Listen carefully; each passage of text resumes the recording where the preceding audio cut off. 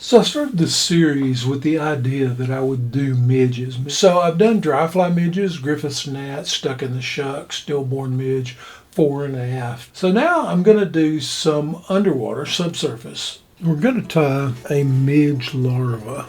A larva is basically a worm. A midge larva is very small, maybe half an inch long. Then we're going to tie several imitations of this over the next few videos. The first one we're going to tie is a Brassie, and this is a size 16. It's a standard nymph hook. I'm going to tie this with a Brassie size ultra wire. If you remember, ultra wire comes in extra small, Brassie, medium, and large.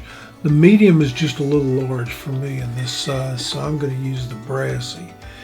The trick to these, for me at least, is to tie them without lumps in the center of the wrap. So the way I do that is I start with the wire at the front of the hook, and then I hold some tension on it and I wrap it back, holding it right on top of the hook shank.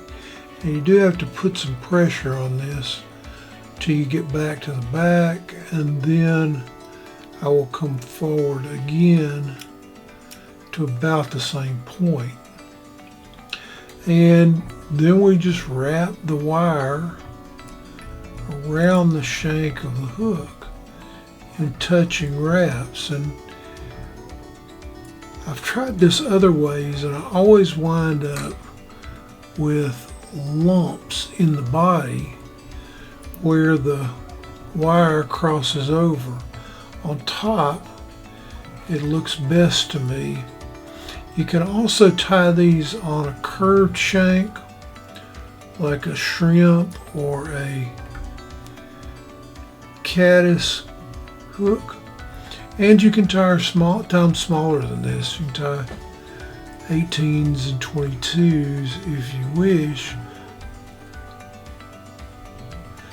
And we want to take the wire up to the front.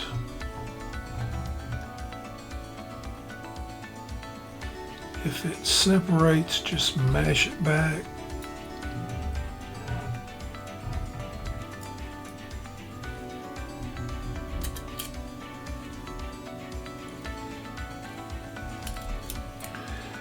Take some wraps over it and in front of it, and then cut or helicopter it off. The traditional dressing for the head is peacock herl, and I like to tie these small ones with just a single strand. Although, if it breaks, you have to redo it. If you have two, you can keep going. And I've been working on this trick, I guess it's a trick, Gary Borger. It's in his book, Designing Trout Flies, where you hold the material in the material hand and cross over and then catch it at the bottom, and so you can keep the tension on the thread without having to do that move where you drop over. And I think I like it. So it's a little bit weird. I mean, I read it in the book and then had to look him up, tie and fly, but you pull the material in this direction and then you catch it with the bobbin at the bottom. Instead of, I've always held at the top and dropped over, but this way you pull and you catch at the bottom. Just a neat little trick that allows you to keep tension on the thread, solve some problems that I've had in the past. And that is a Brassie.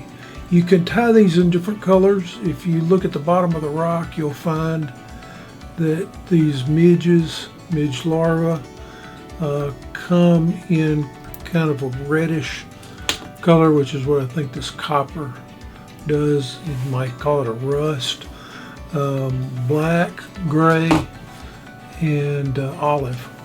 So you can get those colors of wire, and that's a Brassie.